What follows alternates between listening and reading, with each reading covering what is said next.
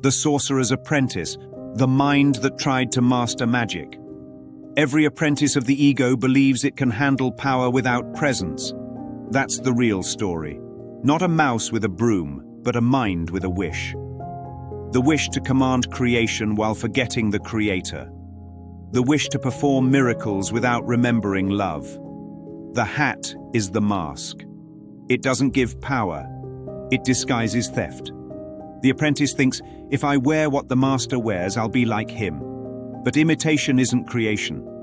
The ego's imitation of spirit always ends in exhaustion. It can mimic the gestures of light, but not the intention. The hat says, I will do it my way. It's the original rebellion against rest.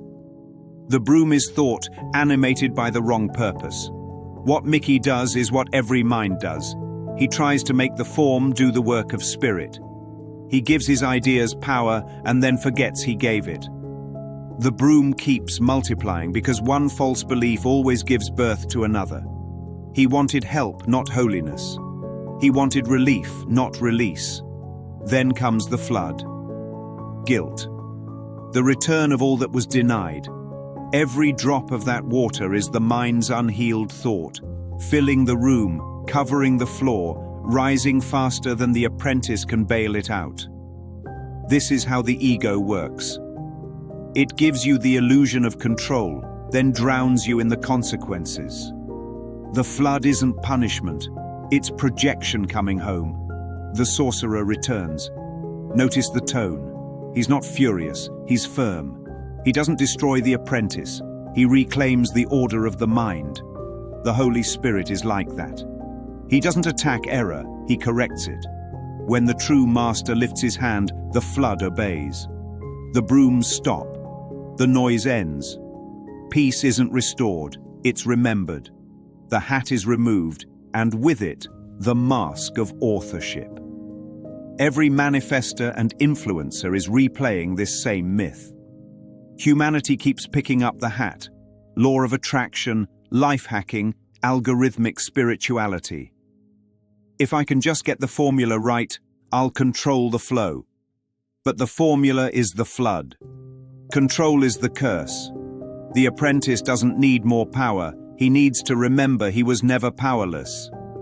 The real magic isn't in motion, it's in stillness. The apprentice thought he was learning from the sorcerer. In truth, the sorcerer was waiting for him to stop.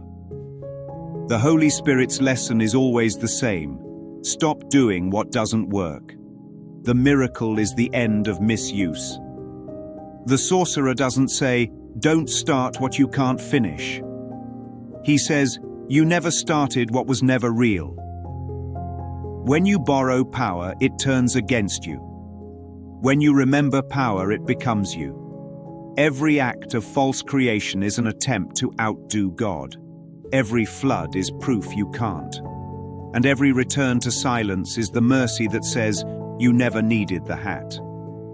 Work was never the problem. Belief in work was. The mind that knows it is spirit doesn't move brooms or buckets, it extends peace. It doesn't animate form, it blesses purpose. The same lesson echoes in modern magic. The entrepreneur chasing influence, the coder worshipping the algorithm, the seeker branding enlightenment. They're all wearing Mickey's hat. Each believes attention is power, data is gold, and productivity is salvation. But the spell is the same, control dressed as creation. The world rewards motion, not meaning.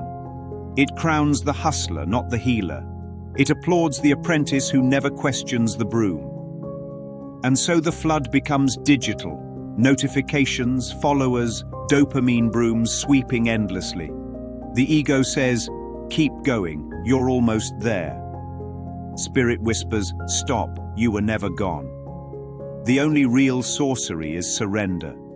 It doesn't command the elements, it lets them rest in God.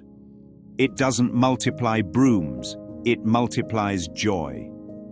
The true master never needed the hat, because the power was never apart from him. And when the apprentice finally lays the hat down, the room clears, the water stills, and the sound that returns is not applause, It's silence. Because silence is how love remembers itself.